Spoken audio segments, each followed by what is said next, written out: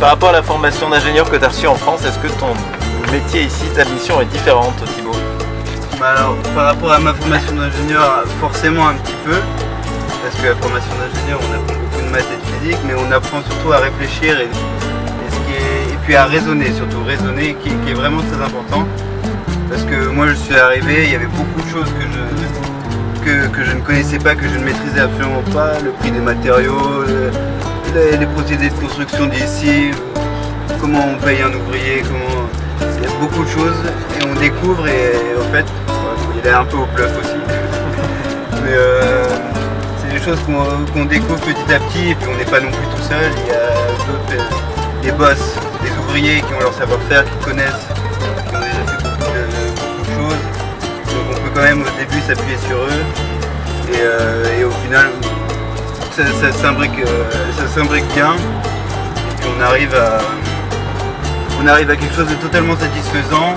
Et les études d'HEI, en tout cas de mon école en tant qu'école d'ingénieur, elles ont quand même beaucoup servi dans beaucoup de domaines, mais il y a énormément de choses qu'on n'a jamais appris. Il faut être un peu débrouillard, quoi. Est-ce que justement cette expérience t'aura apporté dans le domaine professionnel des compétences nouvelles? Ah oui, moi ça m'a apporté beaucoup, même dans le bâtiment, rien qu'au niveau de la coordination des corps de métier ou des choses comme ça m'a vraiment apporté beaucoup, des choses qu'on ne voit pas à HEI du tout, qu'on peut clairement pas voir dans une salle de classe. Et tu disais aussi que le projet tu l'avais mené de A à Z et que c'était...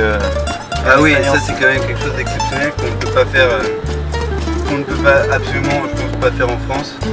Que de la conception du début du projet, de l'idée même du projet, jusqu'au rendu final et pour les frères, j'ai été présent de A à Z et c'est quelque chose dans un projet en France, c'est strictement impossible de concevoir les plans, faire les études de prix, suivre les travaux. Ici il faut aussi aller acheter les matériaux, donc avoir une certaine connaissance des matériaux que je n'avais absolument pas, et que moi sur le tas on apprend petit à petit. Tout ça en combien de temps? Rappelle-nous la durée du projet. Pour le moment c'est 4 mois, enfin ça fait 4 mois que je suis là et le projet est terminé maintenant, donc ça fait 3 mois de travaux et d'études. Et après il y a le plus grand projet qui est pour plusieurs années et qui est plus ou moins commencé, qui est en cours d'élaboration. Et là on va donc chercher de la gasoline pour la tondeuse. Ça n'a rien à voir avec les travaux, mais bon, ça fait partie de ta mission aussi. Il faut savoir, on nous demande d'acheter de la gasoline, on va acheter de la gasoline. Voilà.